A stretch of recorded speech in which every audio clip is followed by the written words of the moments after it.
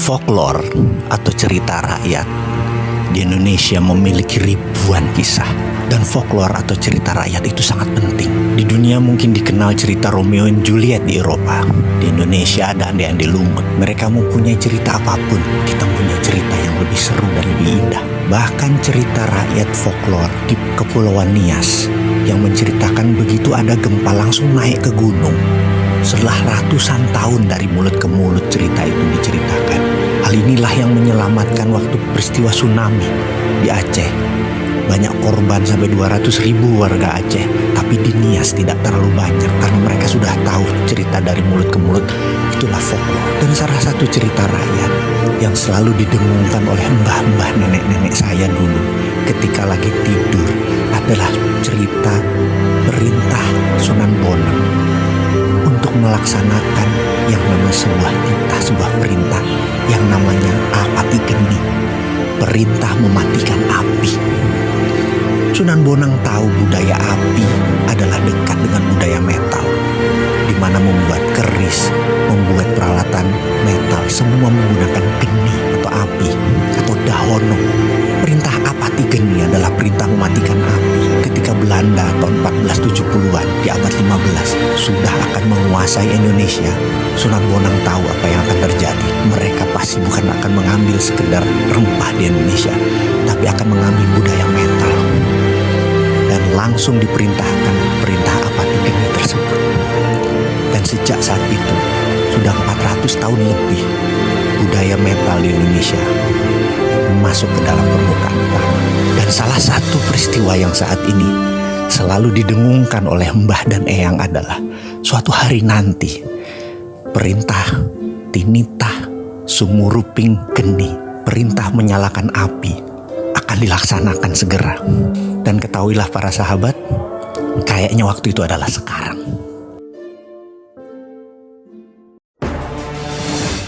Kesan saya mengikuti MMBC, saya mendapatkan aha momen menjadi manusia baru.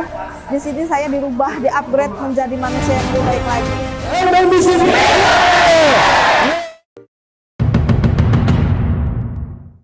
Di Pesarean atau tempat makam para sunan, tempat 9 wali selalu ada sumur. Bahkan di Kudus ada sumur pitu, 7 mata air sumurnya. Lalu dalam dongeng cerita folklore dari mulut ke mulut dikatakan bahwa para sunan sewaktu mengislamkan Nusantara itu tidak dengan berperang atau terjadinya tumpah darah. Namun mereka menggunakan kekuatan ekonomi, berdagang, dan memiliki emas. Tersebut kisah yang dicatat dalam suluk linglung Pangeran Wijil bahwa para sunan itu menyendok tanah di dekatnya yang kemudian hari jadi sumur. Sebenarnya para sunan itu mengambil tanah tersebut lalu sebagai bahan untuk membuat harta dalam tanda petik. Apa yang mereka lakukan setelah itu? Mereka lakukan adalah memberi air dan merendamnya lalu diletakkan ke dalam kendi. Selang beberapa hari cairan tadi dipisahkan dan tanah tersebut dibakar menjadi solid. Dan benda yang dibakar tersebut merupakan ingot atau dore dengan kadar emas antara 14 sampai 22 karat. Yang dalam cerita turun-temurun ternyata cairan tadi adalah bakteria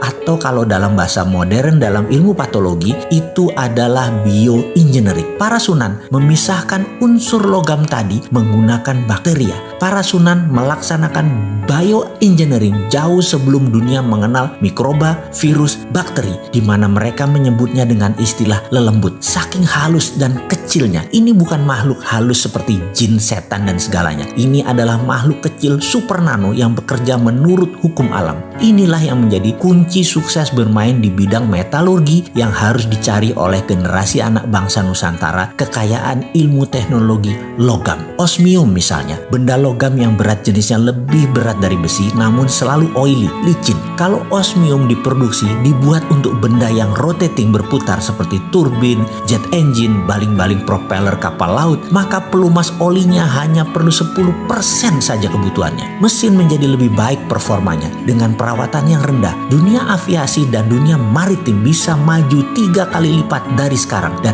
osmium itu banyak di bumi Nusantara. Palladium yang lebih kempling mengkilat, lebih ringan dari platinum, tapi lebih kuat mutunya, akan membuat dunia kesehatan seperti laser, heavy duty, permesinan, transportasi, drone akan menjadi sangat murah. Rhodium lain lagi, bisa minus resisten pengantarnya, hingga alat komunikasi bisa lompat menjadi 6G, 7G, bahkan 10G. Lebih cepat lagi data tertransfer.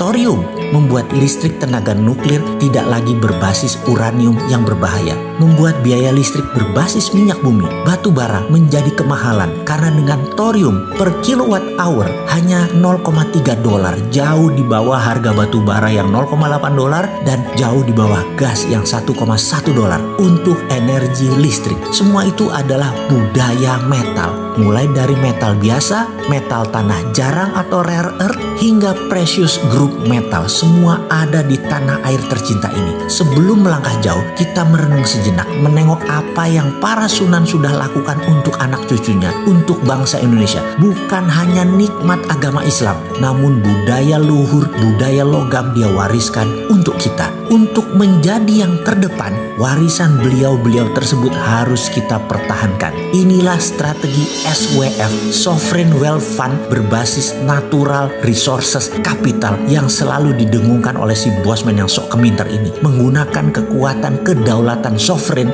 natural resources untuk menjadi alat tawar kepada negara lain. Bukan menjadi pengemis minta-minta pinjaman seakan-akan kita ini miskin. Sekali lagi, sejarah sudah mengingatkan, wahai pejabat, rajin-rajinlah baca sejarah dan menengok kekuatan bangsa sendiri. Semua tersedia, semua tinggal dipakai. Masih nggak ngerti juga ya SWF ilmunya para Sunan ini ya? Ngobrol dong kita.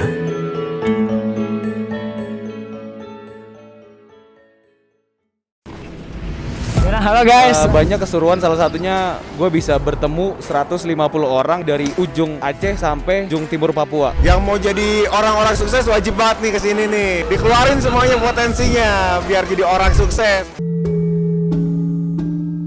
Kita menengok sejarah sebentar. Sebelum Kopernikus menyatakan matahari pusat semesta, maka dunia ini konstanta matematika dan fisikanya tidak pernah stabil. Tidak banyak penemuan yang jenius karena semuanya banyak yang belum pasti. Matematika dan fisika itu ilmu pasti, belum menjadi ilmu pasti saat itu karena konstanta bilangannya tidak stabil. Ketika Kopernikus memberikan pernyataan matahari pusat semesta, dia dipenjara oleh gereja. Namun sahabatnya yang lain, Leonardo da Vinci, terinspirasi. Dia menjadikan 0 patokan semesta di matahari dalam setiap perhitungan kalkulasi di dalam karya-karyanya. Membuat dia menemukan aha moment, yaitu semua mendadak menjadi pasti dan fix. Dia saat itu menciptakan lebih dari 6.000 paten karya-karya baru. Karena akhirnya ditemukan patokan tadi membuat konstantanya konstan atau diam. Dunia menjadi terang, illuminate, karena akhirnya semua ada patok yang diam. Jarak matahari itu menjadi kunci ketika matahari dijadikan patok awalnya dan diam. Sejak saat itu teori gravitasi Newton, Principia of Mathematica tercipta. Satuan jarak, satuan waktu, satuan panas, gravitasi mendadak menjadi terukur. Semua free thinker menjadi bergairah. Dunia teknologi permesinan berkembang dengan cepat sejak saat itu hingga puncaknya adalah revolusi industri di Eropa.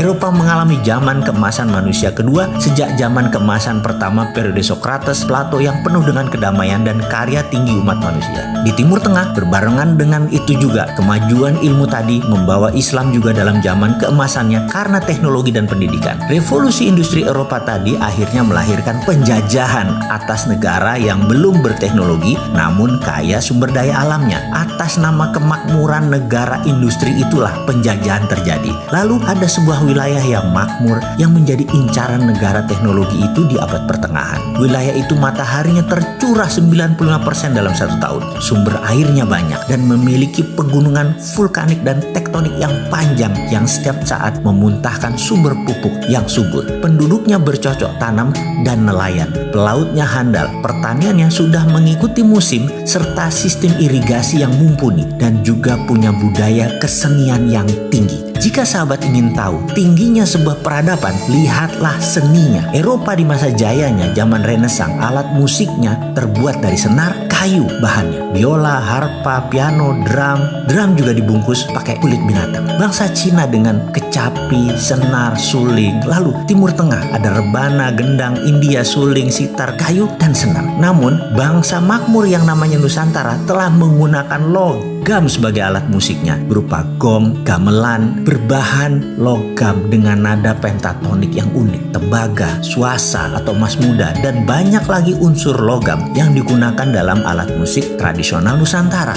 Di Nias, di Kutai, di Jawa, di Sulawesi, semua terdapat jenis alat musik berbasis logam. Budaya ini sudah ada ratusan tahun yang lalu. Budaya logam Nusantara sangat tinggi. Karena itu ketika Sunan Bonang memerintahkan Apati Geni, perintah mematikan api, budaya logam disimpan rapih. Semua api peleburan dimatikan, ditutup rapat, sehingga ketika penjajahan datang di muka bumi Nusantara, bukan saja mereka ingin mencari rempah, namun pastinya mereka mencari budaya logam. Data tersebut hilang di telan bumi. Para sunan tahu penjajah tadi sekali lagi bukan mencari rempah, ada yang lebih tinggi dari rempah, yaitu mereka mencari budaya logam. Cerita ini mungkin hanya folklore atau cerita rakyat, namun cerita ini menyebar terus karena tradisi Nusantara adalah budayanya pitutur, bertutur, bukan budaya tulisan. Cerita ini adalah cerita yang biasa mbah-mbah saya ceritakan di malam hari Ba'da Isya di kampung saya dulu. Yang dilanjutkan begini, ada dua perintah Sunan Bonang kala itu. Yang satunya lagi, yang kedua adalah nanti di generasi 17 setelah dirinya, tinitah sabdo sumurping geni, perintah sabda menyalakan api akan dilaksanakan. Sahabat, sesungguhnya saat ini adalah zaman keturunan ke-17 dari Trah Kasunanan. Jadi sekedar mengingatkan, waktu itu adalah sekarang.